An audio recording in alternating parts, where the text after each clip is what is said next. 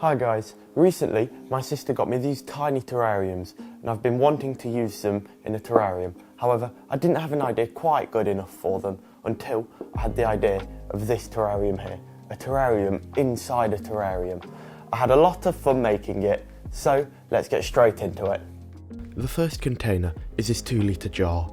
It measures around 18 centimetres high and 13 centimetres across. It also has a slightly tapered neck. The wooden lid also has a seal on it, making this a true closed terrarium as nothing can get in or out. And the smaller jar that will go inside has a cork lid and a height of around 6 centimetres, but is quite narrow with a diameter of only 2.5 centimetres. It fits in the larger one quite nicely, and I've got a few of them, but I'll only be using one in this video. So without further ado, let's begin. As always, I added a drainage layer first. I decided to use slate as it looks quite nice and does a great job as a drainage layer.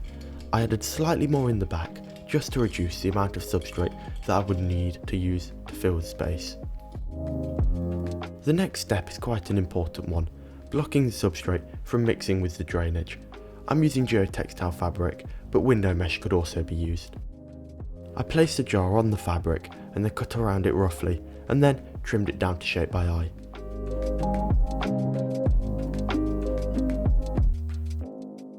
It could then be added with the edges curling up slightly to better contain the substrate, which would be added next. The substrate I'm using is a custom mix. I added it, but I kept it fairly level as I want to have the hardscape to dictate the entire build. I lightly compressed it with my hand. For the scape, I wanted something quite imposing and that would match a straight terrarium, so I'm using dragonstone. It has an awesome texture and the linear lines will match a terrarium's straight sides nicely. I added the pieces in loosely to get a rough idea of the size and orientation. Due to the small size of the jar, it's quite difficult to assemble the structure inside, so I'll be doing it outside and then adding it in after.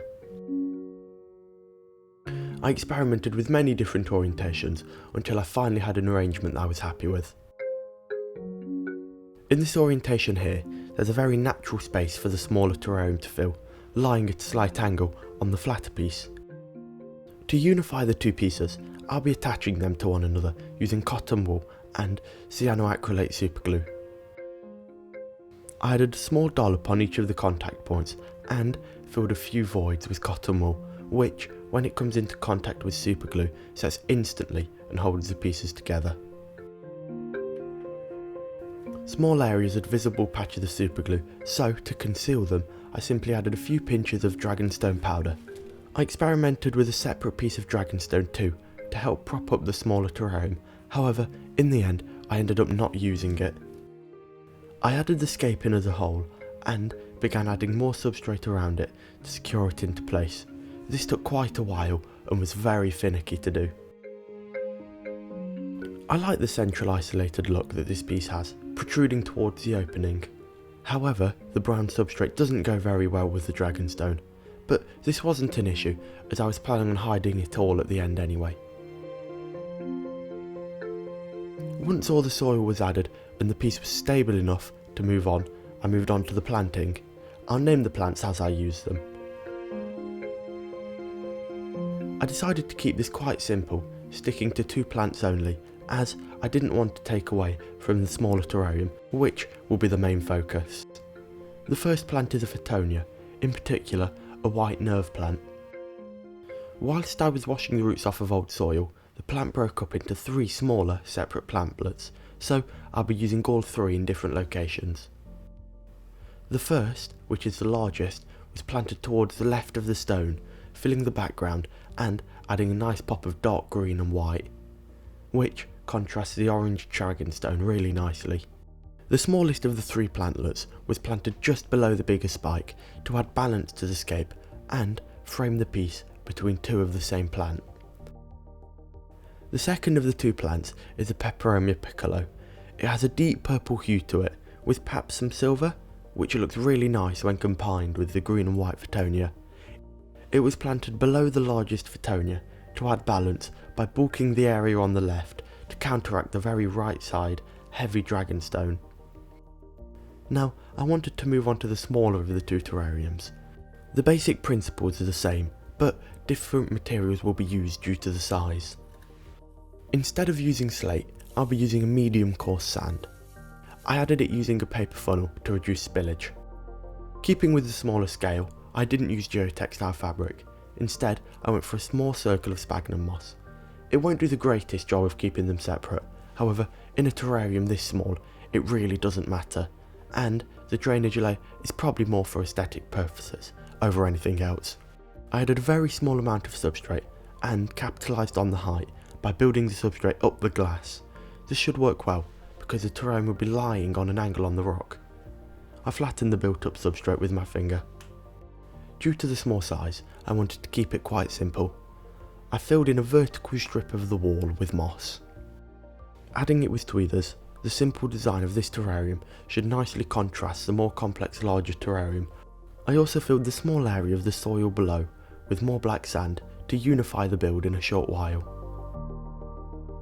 I wanted to add a small detail plant with quite bright colour to be a really good central focus point, so I had to use Ficus pumila quercefolia. It has quite bright leaves which have a lovely oak-like shape, giving it its more common name, oak leaf creeping fig. I added it snaking up the bottle, covering the rest of the soil. I then proceeded to clean up the glass with a cotton bud. To really bring the two terrariums together, I needed to have a unifying element, or two. These would be the moss and the sand, so I began to add patches of moss next to the glass, leaving a small opening in the front and the area around the dragonstone empty.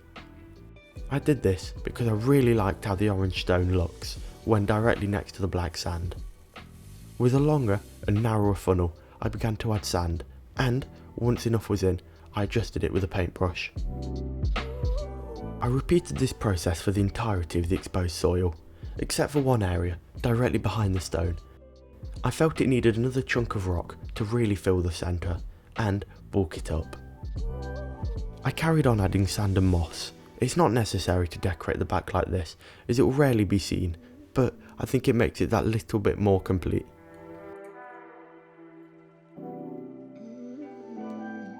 I added the terrarium back into its final place, and before the build is complete, there's a few small details I want to add. Starting with a twig, climbing up the large piece of dragonstone to break it up. I adjusted it until I felt it was in a position that looked natural. The final details I wanted to add were some botanicals. I have a few small cones that are very linear, matching the dragonstone. I added 3 of them. Odd numbers of anything always look more natural than even numbers. I added a few tiny twigs to add even more variation, again adding 3 of them. And of course, finally, I wanted to add a few small pieces of leaf litter to really make it natural and bioactive. This also gives the cleanup crew some food to eat as the terrarium establishes.